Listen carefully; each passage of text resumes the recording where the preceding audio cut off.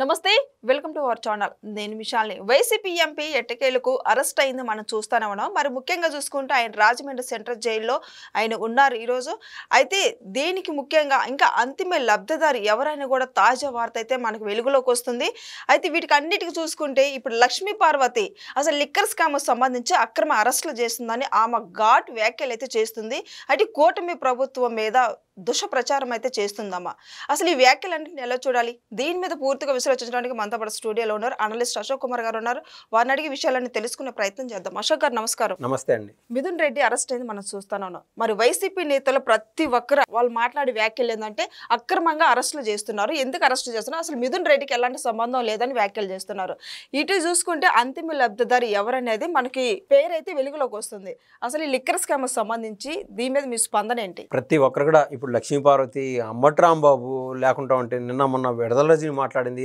RK రోజు అయితే నోరేసుకొని పడిపోయింది సహజంగా ఏంటంటే అండి కోయిల కాకి గుట్లో పోయి గుడ్డు పెడతా ఉంటుంది ఆ గుడ్డు పెట్టిన తర్వాత అది పొదగడం అది కాకి పిల్ల కాదు అది కోయిలు గిల్లు అని చెప్పి ఆ కోయిల్ని తన్నేసి బయటికి తరిమేస్తూ ఉంటుంది అట్లా నేను ఏమంటున్నానంటే జగన్మోహన్ రెడ్డి వచ్చి లక్ష్మీపార్వతికి ముద్దు బిడ్డ ఒక మాటలో చెప్పాలంటే దత్తపుత్రుడు వాస్తవంగా జగన్మోహన్ రెడ్డికి ఏదైనా సరే ఈగ గరిసినా దోమ గరిసినా కూడా ఈవిడ తట్టుకుమని ఆడు వాలిపోయి ఆ ఈగిల్ని దోమల్ని చంపేసే రకం లక్ష్మీపార్వతి సహజంగా ఆవిడ ఆ విధంగా రియాక్ట్ అవడంలో తప్పలేదు ఆవిడ 2 వ్యాఖ్యలు చేశారు చంద్రబాబు నాయుడు గారు పరిపాలన సక్రమంగా చేయట్లేదు ఈ సూపర్ 6లు సూపర్ 7లు సూపర్ 8లు అసలు అమలే చేయట్లేదని వ్యాఖ్య ఒకటి మరో పక్కన అక్రమ అరెస్టులు అసలు సహజంగా అండి ఎవరైనా సరే పెద్ద పెద్ద గొప్ప మేధావులు కూడా అరెస్ట్ అనే పదాన్ని మర్చిపోయి అక్రమ అరెస్టు ఆ కోవలో చదివేస్తున్నారు అంటే అరెస్ట్ అనే పదం చూస్తే మనకు బ్లర్గా ముందర అక్రమ అరెస్ట్ అనే ఆ విధంగా వైసీపీ వాళ్ళు చేస్తున్నటువంటి సోషల్ మీడియా ట్రోల్ కానీ లేకుంటే సాక్షి చేస్తున్నటువంటి కానీ ప్రజలకు బాగా వెళ్ళిపోయే విధంగా అదే పనిగా ప్రతి అరెస్ట్ని అక్రమ అరెస్ట్గా చేస్తున్నారు ముందుగా ఒకటి చంద్రబాబు నాయుడు గారు సూపర్ 6 హామీలు అమలు చేయలేదు వేస్ట్ పరిపాలన యాజ్ యూజువల్ ఈ విషయంలో ఏం చెప్పింది ఇప్పుడు అనేక హామీలు నెరవేర్చారు ఇంకా ఆగస్టు 15కి మహిళలకి ఏదైతే వాళ్ళు హామీ ఇచ్చారో ఉచిత బస్సు ప్రయాణం అని చెప్పి అది కూడా అమలు అవుతుంది ఇంకా మనం ఈ వారంలోపు ఇది పడుతుంది డబ్బులు అన్నదాత సుఖీభావ డబ్బులు పడుతున్నాయి పెన్షన్ అంటూ 1000 రూపాయలు పెంచి చేశారు దీపం 2 పథకం కింద గ్యాస్ వదులుతున్నారు రకరకాల హామీలు నెరవేర్చుకుంటూ వచ్చారు ఇంకా రానున్న 2-3 నెలల్లోపు సూపర్ 6 హామీలు పూర్తిగా నెరవేర్చేస్తారు అది క్లోజర్ చాప్టర్ ఇప్పుడు జగన్మోహన్ రెడ్డి గారికి సంబంధించి ఆవిడ ఏదైతే ఆయన చుట్టూరు అరెస్ట్ అయ్యే వాళ్ళందరూ అక్రమ అరెస్టులు అని చెప్తున్నారు కదా ఏదో కసిపూరితంగా చేస్తున్నారని చెప్పి నారా చంద్రబాబు నాయుడు గారు ఇప్పుడు 4వ ముఖ్యమంత్రి ఇన్నేళ్ళలో కసిగా చేయాలనుకుంటే ఏ రకాన్ని చేసిన కూడదు ఆ మధ్య పేరు నాని గారి సతీమణిని అరెస్ట్ చేసింటే వాళ్ళకి సిగ్గు చిన్నదా వైసీపీ వారికి వాస్తవంగా ఎందుకంటే అసెంబ్లీ సాక్షిగా ఆ రోజున పేరు నాని అందరూ మంత్రి అదేవిధంగా అమ్మటి రాంబాబు కొడాల నాని వల్లభనేని వంశీమోహన్ 151 మంది సమూహం ఒక పక్క యువతల బాబు గారు ఒక్కరే ఒక పక్క మిగిలిన వాళ్ళందరినీ సస్పెండ్ చేసి ఆయన పైన అనేక వ్యాఖ్యలు అవాకులు చవాకులు పేరినారు కసిగా చేయాలనుకుంటే అదొక్కటి సరిపోదండి వికలించిన గుండెతో అది అవసరం లే కసిగా చేయాలంటే అంత పని లేదు అని చెప్పి బాబు గారు క్లియర్ కట్గా ముందు విజిలెన్స్ దర్యాప్తును ఆహ్వానించారు తర్వాత సిట్టు దర్యాప్తు అంతా పూనుకునింది ఎక్కడ ఏమి జరిగిందని చెప్పి ఇప్పుడు క్లియర్ కట్గా 305 పేజీల ఛార్జ్ షీటు ఎన్నాళ్ళు మనం ఇప్పటికీ 15వ వీడియోనో 18-16 వీడియోలు చేస్తా వచ్చాం వాస్తవంగా దీంట్లో ప్రతిరోజు ఒక సినిమా స్టోరీ కనిపిస్తూనే ఉన్నది ఎందుకంటే నేను కింగ్ పిన్ను అతను దొరికిపోయినాడు కసిరెడ్డి రాజశేఖర రెడ్డి అని మనం అనుకున్నాం ఈ లోపు తేరాజు వచ్చే ఓడి వెనకాల 4 ఉన్నారు అటు సైడు చాణక్య దిలీప్ వీళ్ళందరూ పారిపోయినారు విదేశాలకు 20 మంది పారిపోయిన వాళ్ళు ఉన్నారు వాళ్ళని పట్టుకొచ్చే దానికి ఇప్పుడు ఈ సిటీకి తనమునకలు అవుతుంది పోలీసు వారికి ఆదేశించడము లేకుంటే ఆ 20 మంది తప్పించుకున్నారు మిగిలిన ఉన్నటువంటి ముద్దాయిలు ఎవరైతే ఉన్నారో వాళ్ళు తప్పించుకొని విదేశాలకు పారిపోకుండా వాళ్ళపైన లుకౌట్ నోటీస్ అన్నట్టు జారీ చేశారు ఈ కేసులో సహజంగా ఇప్పుడు ఈ 305 పేజీల్లో అఫిడవిట్ ఈవిడికి చదువు చేత కాదు క్లియర్ కట్గా ఆడు ఉండేది ఇంగ్లీష్లో ఉంటుంది నాయనా దాన్ని గూగుల్ లెన్స్లో ఉన్న దాంట్లో తార్కీదో లేకుంటే ఏదో ట్రాన్స్ఫర్ చేసుకొని చూస్తే తెలుగులో ఉంటుంది ఈవిడికి అది చదివే ఓపిక కూడా లేదు ఈ లక్ష్మీ పార్వతికి ఏంటంటే ఎంతసేపు రామారావు పేరు చెప్పడము లేకుంటే బాబు గారు వెన్నుపోటు పొడిచాడని చెప్పడము ఆ రోజు ఇటువంటి దుష్ట శక్తి వల్లే ఆ పని జరగాల్సి వచ్చింది లేకుంటే మన ఆంధ్ర ప్రజలకు ఆయన రామారావు గారు చేసినటువంటి సేవని ఎవరు అటువంటిది పిల్లల్ని ఇచ్చినటువంటి మామ ఆయనకి ఎంత ప్రేమ ఉంటుంది మనకి ఎంత ప్రేమ ఉన్నప్పుడు అటువంటిది మాటకొస్తే వెన్నుపోటు పొడిచాడని అంటున్నారు కదా అదొకటి ఇంకొకటి పురంధేశ్వరి పైన అంటే పురంధేశ్వరి పైన పడుతుంది ఏమని నువ్వు తప్పు చేస్తున్నావు ఎంతైనా మీ బావ కదా అని చెప్పి సపోర్ట్ చేస్తున్నావు అంటే అరే బాబు అది పాలసీల ప్రకారం ముందుకెళ్తారు చంద్రబాబు నాయుడు గారు కుటుంబ సభ్యురాలు పురంధేశ్వరి గారు ఆవిడ ఎందుకు ఇప్పుడు ఆంధ్రప్రదేశ్ అధ్యక్షురాలుగా బీజేపీకి అధ్యక్షురాలుగా లేదు ఆడ తీసుకున్నటువంటి బీజేపీ వాళ్ళు మెయిన్ వాళ్ళు ఎవరైతే తీసుకుంటారో వాళ్ళ నిర్ణయాలు బట్టి ఇది ముందుకెళ్తూ ఉంటారు. బాబు గారు చెప్తేనో అదేదో ఇతర పార్టీలు నేను శాసించలేరు, శాసించకూడదు కూడా, ఎవరి పార్టీ వాళ్ళు ఉన్నారు. ఈయన కుటుంబంలో అదేవిధంగా బాలకృష్ణ గారికి జూనియర్ ఎన్టీఆర్కి మధ్య గొడవలు పెట్టే విధంగా ఈ దరిద్రం వల్లే ఆంధ్ర రాష్ట్రం 5 ఏళ్ళు వెనకపోయిందని నేనైతే ఖచ్చితంగా చెప్పగలుగుతా. కనీసం 5 ఏళ్ళు ఇటువంటి చెత్త వ్యాఖ్యలు. ఇప్పుడు ఏంటంటే అవుట్డేటెడ్, ఫేడ్ అవుట్, ఎంతసేపు దత్తపుత్రుడైనటువంటి జగన్మోహన్ రెడ్డి గారిని అంటిపెట్టుకొని ఆయన ఏమన్నా పొరపాటున ఈసారి కన్నా మళ్ళీ ఎలక్షన్స్లో కన్నా గెలిస్తే ఆయనకి ఏదో నామకే వస్తా పదవి ఇస్తాడు, అంతకుముందు తెలుగు సంఘం అధ్యక్షురాలు ఏదో చేశారు, అటువంటి వాటి ఏదో పదవి ఇస్తాడని చెప్పి ఈవిడ ముందుకెళ్తా ఉన్నది. రామారావు గారి పేరు తీసేసినప్పుడు ఏది ఆయన హెల్త్ యూనివర్సిటీకి పైన అప్పుడు కూడా స్పందించినటువంటి వేస్ట్ అంత చెత్త మనిషి లక్ష్మీపార్వతి. ఈవిడ గురించి మనం మాట్లాడాల్సి వస్తున్నందుకు నిజంగా దౌర్భాగ్యం. ఎందుకంటే ఈవిడ ఏదైతే వ్యాఖ్యలు చేశారో అదే కోవలో ఈయన అమ్మట్రాంబాబు చేశాడు, ఆర్కే రోజా చేశారు, వీళ్ళందరికీ అదే సమాధానం. ఇప్పుడు ఈ 305 పేజీల ఛార్జ్ షీట్లో ఏముందంటే అండి క్లియర్ కట్గా ఫస్ట్ ఎక్కడ ఏ విధంగా మొదలైందని చెప్పినారు. అది ఏంటంటే గతంలో జగన్మోహన్ రెడ్డి గారు పాదయాత్రలో ఉన్నప్పుడు ఆయనకు బాగా అంటే తిమ్మిని బొమ్మి చేస్తారు, బొమ్మిని తిమ్మి చేస్తారు అంటారు చూడు, ఓడలు బండ్లు అవుతాయి, బండ్లు ఓడలు అవుతాయి అన్నట్టు మనం ఏదైతే కొన్ని సామెతలు వింటూ ఉంటామో అందులో భాగంగా అప్పుడు ఏం చేస్తున్నారు, నేను పాదయాత్రలో ఉన్నప్పుడు ప్రజలకు అది చేసేస్తాను, సంపూర్ణ మద్యపాన నిషేధం చేస్తాను అన్నప్పుడు అని చెప్తూ వచ్చాడు. నాలాంటి యువకులు ఎంతోమంది జగన్మోహన్ రెడ్డి గారికి ఓటు వేయాలరా, ఎట్లుంటుందో పరిపాలన చూడాలనుకున్నారు. అసలు పరిపాలనలోకి వచ్చిన తర్వాత అధికారం మదం మైండ్కి ఎక్కిందేమో అని మనం అనుకుంటే అది పొరపాటే.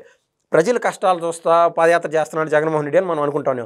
ఆ సమయంలోనే నేను చెప్పేటువంటి బాగా చదువుకున్న విద్యార్థులు నేను చెప్పినటువంటి ఏదైతే పదం ఉండదో ఓడలు బండ్లు అవుతాయి, బండ్లు ఓడలు అవుతాయి అన్నట్టు, సార్ 15 రూపాయల మధ్య 200 రూపాయలు మనం అమ్మగలుగుతాం సార్, అది తయారు చేసే శక్తి మా దగ్గర సామర్థ్యం ఉండదని చెప్పి 2 పిల్లలని నరేష్ సురేష్ని ఇద్దరిని తీసుకొచ్చి ఆడ పెట్టారు. జగన్మోహన్ రెడ్డి ఫిదా అయిపోయినాడు.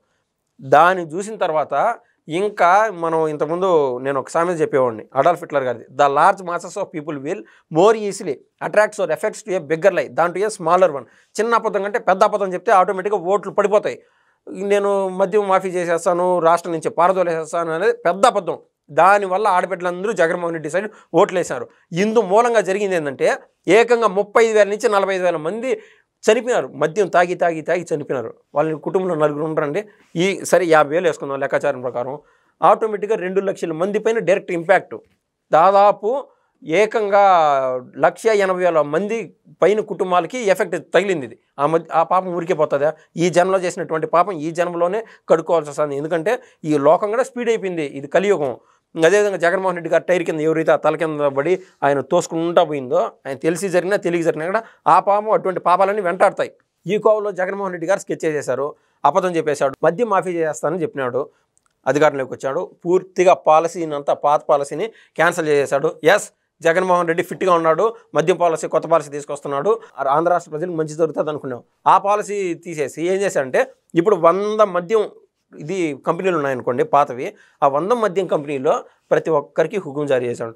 మీరు మాకు మళ్ళీ మేము మీకు పర్మిషన్స్ ఇవ్వాలంటే మా ఆంధ్ర రాష్ట్రంలో అమ్ముకోవడానికి 12% మాకు మీకు వచ్చే లాభాల్లో డబ్బులు కట్టాలా అని హుకుం జారీ చేశారు.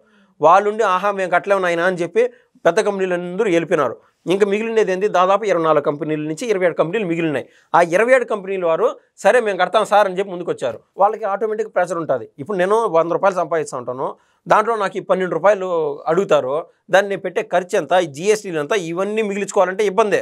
నేను ఖర్చు పెడతా ఉన్నది ఏది 100 రూపాయల మధ్యానికి నేను ఖర్చు పెడతా అనేది 10 రూపాయలు ఖర్చు పెడతా ఉంటాను అనుకోండి, క్వాలిటీ తగ్గించేస్తా దీని అమ్మ నాయలు అని చెప్పి 6 రూపాయలు దిగిపోతా, అంటే 4 రూపాయలు ఇంకా మిగిలించుకుందామని చెప్పి జగన్మోహన్ రెడ్డికి మనం కడతా ఉండే ట్యాక్స్ ఎక్కువైపోతుందని చెప్పి ఇంకా 4 రూపాయలు మిగిలించుకుందామని చెప్పి ఒక్కొక్క మద్యం బాటిల్ పైన ఆటోమేటిక్గా ఏమవుతుంది, క్వాలిటీ తగ్గిపోతుంది. క్వాలిటీ తగ్గిపోయినప్పుడు జనాలు అర్థం చేసుకుంటారు. ఇప్పుడు మందు అంత పోసి నీళ్ళు ఇంత పోసి తాగితే ఏమవుతుంది, ఆ టేస్ట్ ఉండదు, ఆ కిక్కు రాదు, సహజంగా మద్యం ప్రియులు చెప్పే మాట. కాబట్టి దాంట్లో ఏం చేస్తారు, వీళ్ళు స్పిరిట్ ఎక్కువ మొత్తారు. ఆ స్పిరిట్ ఖర్చు ఎంత, 20 పైసలు 30 పైసలు స్పిరిట్ ఖర్చు, మహా అంటే 6 రూపాయలు 25 రూపాయలు ఖర్చు పెడతారు. ఆటోమేటిక్గా తెలియని టేస్ట్ మాత్రం వచ్చేస్తుంది. స్పిరిట్ వల్ల తల హ్యాంగ్ ఓవర్ అయిపోతాయి, పిచ్చి పిచ్చిగా ప్రవర్తించేస్తారు. ఆ విధంగా గత 5 ఏళ్ళలో ఏం జరిగిందో చూసాం. ఈ పాలసీ ఈ విధంగా డిజైన్ చేశారు. ఎవరైతే 27 కంపెనీలు వారికి అప్పచెప్పేశారు, వాళ్ళు ఈ విధంగా వాళ్ళకి ఇచ్చినటువంటి దాంట్లోనే ఇంకా మిగిలించుకుంటూ చేశారు. జరిగిపోతా ఉన్నది. ఈ కాలంలో ఏం చేశారు, వాళ్ళు ఏకంగా మాకు 20% కావాలా, మీరు డబ్బులు లాభాల్లో ఉన్నారు కదా అని చెప్పి జగన్మోహన్ రెడ్డి మరీ హుకుం జారీ చేశాడు.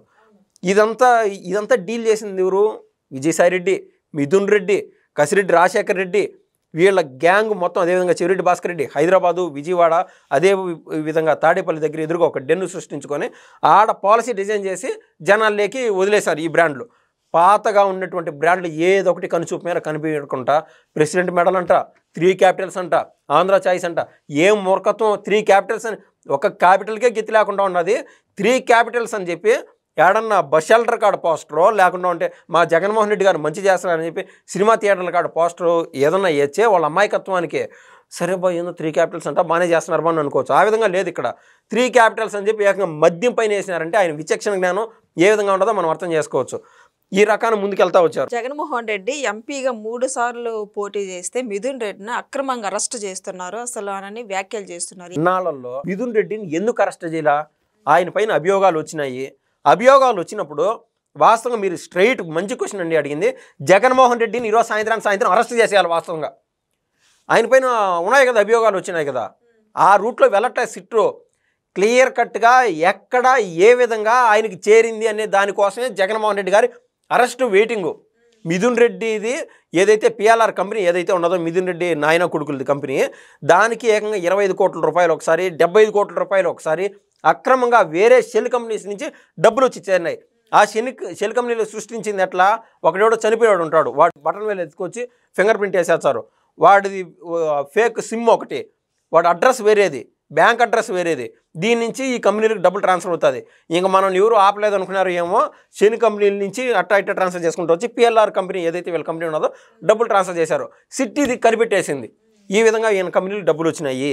అది ఆ నుంచి వచ్చింది అంటే మాకు ఎట్టొచ్చిందో ఏమో నాకు తెలీదు, గుర్తులేదు, మర్చిపోయినా అని చెప్తే ఆటోమేటిక్గా నువ్వు మౌనం అంగీకారానికి సమాధానం అన్నట్టు అంటారు చూడు. అట్టా ఆయన మౌనంగా ఉన్నా కూడా ఆయన ఒప్పుకున్నట్లే. ఆ డబ్బులు ఆ నుంచి వచ్చాయో వాళ్ళు ఖచ్చితంగా చెప్పాలా. ఈ డబ్బులు మొత్తం రికవరీ బాధ్యత ఇప్పుడు ఈడీ చేతలో ఉంది. వీళ్ళు ఏదైతే కేసు టోటల్ 305 పేజీలు ఛార్జ్ షీట్ చేసినారో ఈ ఛార్జ్ షీట్ మొత్తం ప్రస్తుతానికి వీళ్ళ హ్యాండ్ ఓవర్లో ఉండదు, ఈడీ హ్యాండ్ ఓవర్లో ఉండదు. ఈడీ ఏ నిమిషం దిగుతుందో, ఈడీ దిగినప్పుడు కొద్దిమంది 100 మంది వస్తారు.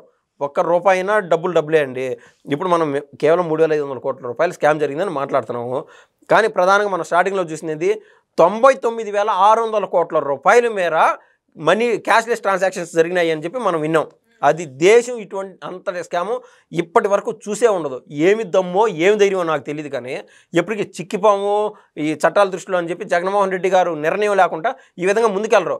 క్యాష్లెస్ ట్రాన్సాక్షన్స్ ఏంటండి, వాస్తవంగా ఏది ఏం జరిగినా కూడా కేంద్రం వరకు ఇప్పుడు 18% జీఎస్టీ లేకుండా ఉంటే కొన్ని వెసులుబాట్లు ఉంటే 12% జీఎస్టీ ఇట్లా కట్టాలా. అంటే కేంద్రానికి కూడా నువ్వు డబ్బులు ఎగనామం పెట్టేసావు. ఇప్పుడు మనం కట్టే డబ్బులన్నీ కేంద్రం వరకు వెళ్తాయి, కొద్దిపాటి డబ్బులు మన దగ్గర ఉంటాయి.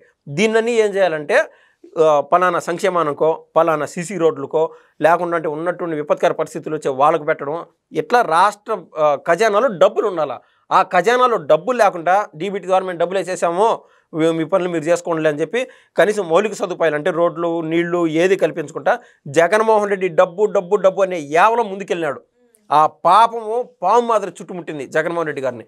మొత్తం ఏదైతే ఈ 20 మంది తప్పించుకున్నారో, ఇంకా అరెస్ట్ అయిన వాళ్ళు 11 మంది ఆల్రెడీ అరెస్ట్ అయినారు. వాళ్ళు ఇప్పుడు ఏమన్నా బయటకు వచ్చారా? ఒక్కరన్నా బయటకు వచ్చారా? రాలా. ఇంకా 12వ వ్యక్తి మిథున్ రెడ్డి ఏంటంటే హైయెస్ట్ ఇన్ఫ్లుయెన్షియల్ పర్సన్స్లో టాప్ 5లో ఉంటాడు మొత్తం ఇండియాలో ఉన్నటువంటి ఎంపీల్లో. ఆ రేంజ్ ఎందుకంటే చిన్నప్పటి నుంచి వాళ్ళ ఆయన ఉన్నటువంటి విధానం కానీ, వాళ్ళ ఆయన దగ్గర ఉన్నటువంటి డబ్బులు కానీ, వాళ్ళ దగ్గర ఉన్నటువంటి పెద్ద కంపెనీలు కానీ, వాళ్ళ కొడుకుని పెద్దోడిని చేసి ఆడ కేంద్రం వరకు పంపించాడు. ఆడ పెద్ద ఇన్ఫ్లుయెన్స్ పెట్టుకున్నాడు. అటువంటి వాడు అరెస్ట్ అయినాడంటే ఇంక జగన్మోహన్ రెడ్డి కుక్కిని పైన అలా ఉన్నాడు ఈ రోజున. లక్ష్మీ పార్వతి ఇంకా కొన్ని వ్యాఖ్యలు చేసింది. ఇప్పుడు అక్రమంగా వైసీపీ నేతలను అరెస్ట్ చేస్తుంటే వాళ్ళ మీద పెట్టిన దృష్టి ఇటు రాష్ట్ర పరిపాలన మీద పెట్టచ్చు, ఇచ్చిన సంక్షేమ పథకాలు అమలు చేయొచ్చు, ఎందుకు చేయట్లేదు? ఇంతగా మాట్లాడుతుందా వ్యాఖ్యలను అసలు ఎలా చూడాలి? పెట్టకేంద్ర నాయన ఇప్పుడు ₹2 బియ్యం అన్నారు, దాన్ని ₹1 బియ్యం కూడా చేసి అమ్మేయచ్చు. పెద్ద విషయం కాదు. ఏది ₹2 కేజీ కిలో బియ్యం అన్నారు, రూపాయి చేస్తే ఇంక చంద్రబాబు నాయుడు గొప్పవాడు అని నువ్వు చెప్తావేమో చెప్పు, అట్టే చేస్తారు. అంటే నీలాంటి వేస్ట్ గాలని పట్టించుకోరులే. అటువంటి ఏది మేకపోతు గాంభీర్యం ప్రదర్శించడమో లేకుండా అంటే లేని సోకులు పూసుకోవడమో ఇటువంటి చేసే అంత అవసరం లేదు మన రాష్ట్ర ప్రభుత్వానికి. చంద్రబాబు గారు అదేవిధంగా నారా లోకేష్ గారు, పవన్ కళ్యాణ్ గారి నేతృత్వంలో ప్రతి రూపాయి ట్రాన్స్పరెన్సీగా ఎక్కడ ఎటువంటి అవినీతి లేకుండా ముందుకు వెళ్తూ ఉంది ప్రతి రూపాయి కూడా. ఇప్పుడు మనం ఆల్రెడీ మనం చెప్పినాం 9 లక్షల కోట్ల పైచీలకు పెట్టుబడులు తెచ్చారు. నిన్నండి సహజంగా వైసీపీ వాళ్ళు ఏ విధంగా ట్రోల్ చేస్తాను నేను చూడలేదు, కానీ కొంచెం అందుబాటులో లేను కాబట్టి.